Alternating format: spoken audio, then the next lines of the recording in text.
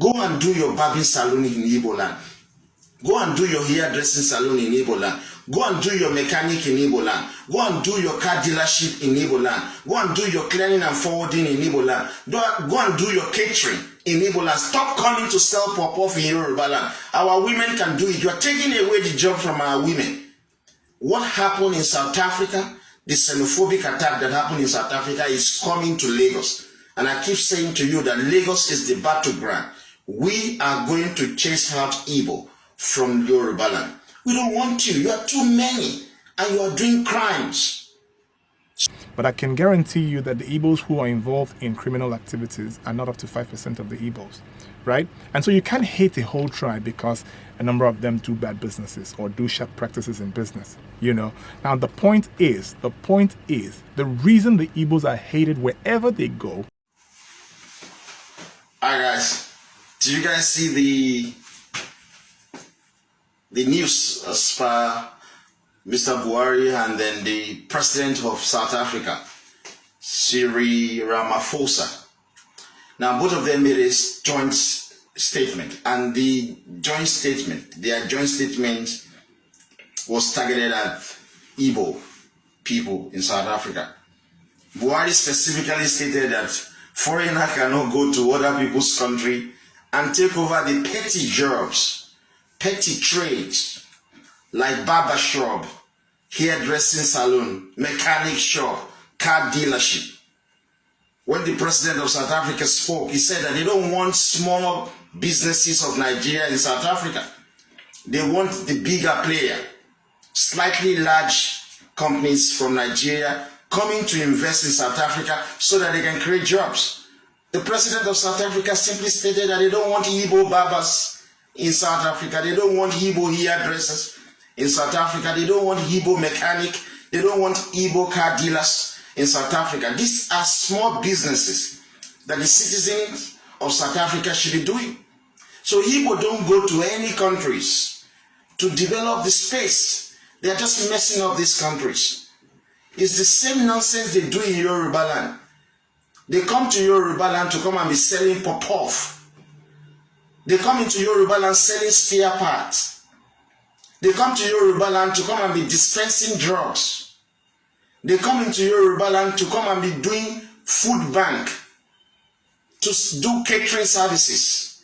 These are petty jobs, small businesses that Yoruba citizens should get involved.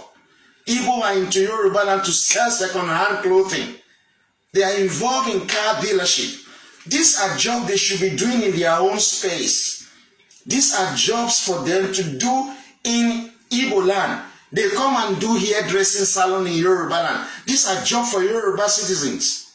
That's why the South African president is saying they don't want Igbo in South Africa doing small businesses. They want big time player.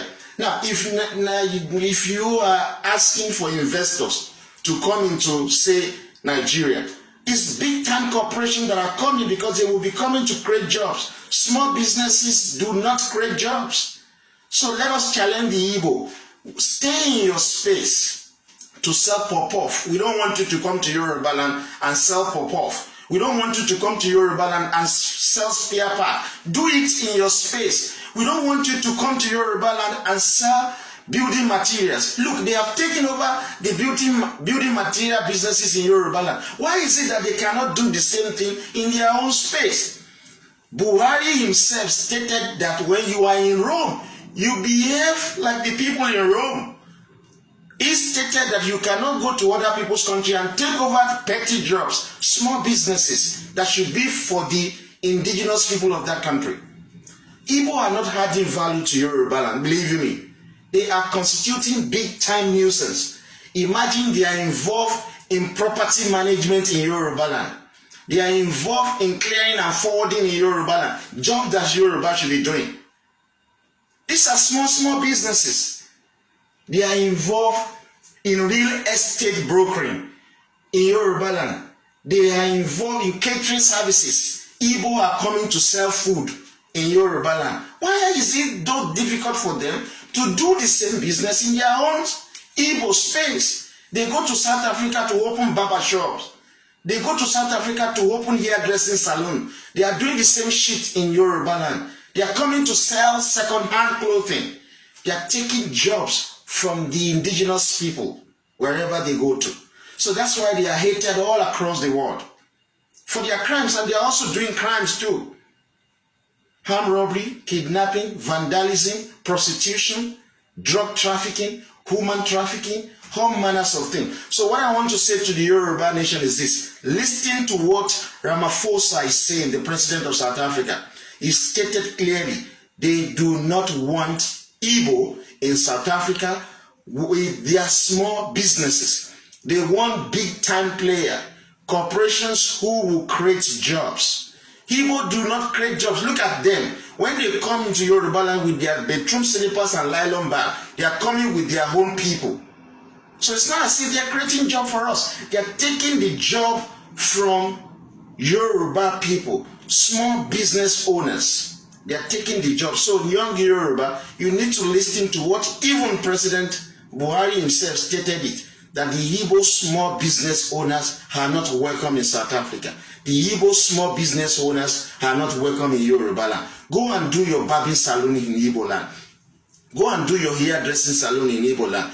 Go and do your mechanic in Igbo land. Go and do your car dealership in Igbo land. Go and do your clearing and forwarding in Igbo land. Go and do your catering in Igbo land. Stop coming to sell pop-off in Yoruba land. Our women can do it. You are taking away the job from our women. What happened in South Africa, the xenophobic attack that happened in South Africa is coming to Lagos. And I keep saying to you that Lagos is the battleground. We are going to chase out Igbo from Yoruba land. We don't want you. You are too many and you are doing crimes. So go and do what you are spreading across all the world to do. Do it in Igbo land. Do your small businesses in Igbo land. Sell okrika in Igbo land. Stop coming to Yoruba land to sell second-hand clothing. We don't want you. You are damaging businesses in Yoruba land. So that is what we are asking you to listen to the president of South Africa. He says his administration does not want Igbo small businesses in South Africa. That the people of South Africa can do the business Igbo are coming to do. And moreover, Igbo are using proceeds of crime to do such businesses. So guys, listen to that if you want to. It's very important. We don't want Igbo hairdressers in Yoruba land anymore. Courier services, Igbo are doing courier services in Yoruba land. How ridiculous. These are jobs that Yoruba should be doing. Igbo are doing warehouse storage business in Yoruba land. They are doing property maintenance in Yoruba land. Do all of these things in Igbo land. Do it in your space. They are even doing marketing services in Yoruba land. What is wrong with you, Igbo? You lack human capital. That is your major problem. That's why you don't want Nigeria to go back to regional government. And that is where that country is heading. Believe you me, that is what is heading. Thank you guys. We don't want Igbo small business owners in Yoruba land anymore. Go and invest in Igbo land. Make Igbo land great. Of the Jews. They prosper wherever they go. I saw a video yesterday, a young man from East Africa was saying, why do the Nigerians prosper? Why do they prosper in everything they do? In the movies, it's Nigerians. In academics, it's Nigerians. In music, it's Nigerians. Why? Why? Don't ask them, ask God. Ask God. It's just natural for them to prosper. Wherever the Igbos go, listen, I told you a couple of years ago, I traveled the West African region, many times, multiple times, sometimes multiple times in a year. And I see that the Igbos are cut across. You see the Igbos spread out from Cotonou all the way to Senegal. And in all the major markets in these countries, the Igbos are in control. And they're also hated by the people of these countries. And you ask yourself, why? They're just too progressive.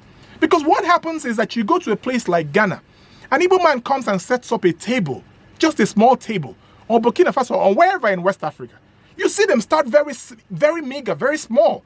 He sets up a table and puts 2 hydraulic bottles, 1 brake pad, one this, one that, and you're laughing at look at this fool. What is he doing? Give him 1 year. 1 year. He owns a big shop. He turns that table into a big spare part shop. Give him 5 years. He's the biggest spare part dealer in that region. And the people just hate him. But this guy I follow Bialeba Obosia, he just came the other day. How come he's this prosperous? And they assume that he's doing drugs. No, not every prosperous Igbo person does drugs. And this is why people simply hate them. This is why they're hated in Lagos. This is why they're hated in the north. All the major businesses in the north are controlled by the Igbos. All the major real estate in the north, in Abuja, are owned by the Igbos. Not all of them are criminals. Markets and businesses. Real estate, go and ask. In Abuja, all the choice real estate in Abuja, majority of the choice real estate in Abuja are owned by the Igbos. Now, why do you think that the residents won't feel jealous? It's that jealousy that leads them to oppress the Igbos, nothing else. You said something. You said, you've traveled West Africa, and it's a similar reaction in most of those West African countries. I don't know. There is an adage that says if everybody, reacts in the same way, you might just it's be not the always problem. the case. Do you think there might be something attitudinal with the ways that Ndibo do business that maybe does not engage a lot of emotional intelligence to the owners of the lands where they come in to do business, that is beginning to generate this same reaction across the places that you have just mentioned that needs to change? No. Maybe, self-assessment. Okay, I have pointed out that I understand that a lot of Igbos involve themselves in sharp practices in business. That contributes to the hate. But that's a little minority of the Igbo race. The Igbos are generally very progressive and aggressive in their pursuits for wealth, right? And it breeds jealousy. It's just like the Jews. The Jews were hated in all of Europe. It's the same thing. That progressiveness is why Hitler rounded up almost 6 million of them and killed them, right? Now, I lived in Portugal as well. There's a park actually dedicated to Jews who were killed by the Portuguese. Salazar, killed a lot of Jews in Portugal. And all over Europe. It's the same thing in America. Right? The Jews, wherever they go, they prosper. And so other people just can't understand how this group of people can prosper so much and we're not prospering. It simply breeds hate. It's the same thing with the Igbos. An Igbo man starts small today, tomorrow he owns the biggest supermarket. It's the same thing. And so it's normal for the unprogressive residents of these regions where they do business to hate them. It's not because there's something that they're not doing right. The unprogressive residents in those regions might also be a fraction of those regions. That's what I'm getting at. Well, it could be a fraction and could also be a majority. They can be a fraction, for crying out loud. Because if you look at it, people in the House of Assembly are hating on the Igbos. People in the different Yoruba markets are hating on the Igbos. Residents. Now, imagine I'm a Yoruba person and I live in Lagos, right? And I come to rent a house and a Yoruba landlord rather rent the house to an Igbo person over me. He chooses an Igbo person over me. Because when he says the Igbo person leaves my house better than he met it. And he doesn't owe me rent. Once is on the due date, he pays me. But I have to chase Yoruba out. Now, it feels like even the Yorubas who own properties rather rent their properties to the Igbos. Now, how do you think the Yoruba people who are residents or natives or indigenous to that place, how do you think they'll feel? They will hate you naturally. And that's the same reason the South Africans are very xenophobic. The South Africans feel like the foreigners who come and take all the jobs. Now, if you're qualified for the job, why wouldn't you get the job? Right? If you're qualified and you have skills, why wouldn't you get the job? Don't blame another person for getting a job that you couldn't get because you didn't have the skills. It's unprogressive to think like that. Now, listen, I will be the first to tell you that we Igbos, we have our faults, right? But when it's this general, you go to Aspamda. Aspamda is a market. They don't deal drugs there. They don't do 419 there. It's a market where they sell stuff. I don't know if you've gone to Aspamda or Trade Fair. This is a huge market where Igbos control billions of naira. Let me not say billions of dollars. I'm sure it would be up to billions of dollars. Control billions of naira. They come to work every day. They go out and import stuff and come and say, look at the Igbo man is very creative when it comes to his business. Right? I brought in something from Germany one time and I brought it into a market and two people started fighting over my goods because that was the only one. It came from Germany. That particular commodity was not available in the country. What did they want to do? They wanted to control it. This is what the Igbos do. So if I control this commodity, it's a good commodity and I'm the only one that has it, owns it, then I can control the price. This is what the Igbos are doing different. Now, instead of these other people learning how the Igbos do it and what they do, you hate on them. So what I'm trying to say in essence is that the Igbos are simply hated majorly because of their progressiveness. But it is time for the Igbo governors to cash into this. I'm saying we can cash into this. So do you think that the Igbo governors would be ready, or the capacity could be there, but these structures, infrastructure and policies that you have mentioned that will aid the Igbo traders do business better here, is it some sort of economic transfer to the east and let everything run here? And is it something that these Igbo governors can achieve? It is something, let me start with the second. It's something the Igbo governors can do, but they may not want to do it. Now, the reason, look at somebody like Ozie, right? The new governor of Abia State. No, Ozie. Sorry, Alex Ozie. I love the man. I don't even know him. But the man is exceptional, right? Somebody, I think the Speaker of the House, I heard him say it, that the Speaker reminded him that he hasn't taken his salary the last 4 months as governor. And he said, I haven't taken it and I will not take it the next 4 years. Because all those people who haven't been paid their salaries, they're human beings as well. Now, look at somebody like that. He has no skeleton in his cupboard. So he has no Northerner or Yoruba president to please. What he cares about are his people. And so he will do whatever it takes to make sure that his people live a good life, right? Now, this agenda to open up on airport will hurt Lagos seaport. And so the federal government will not want to support it. Lagos state government, Tinubu being from of course, former Lagos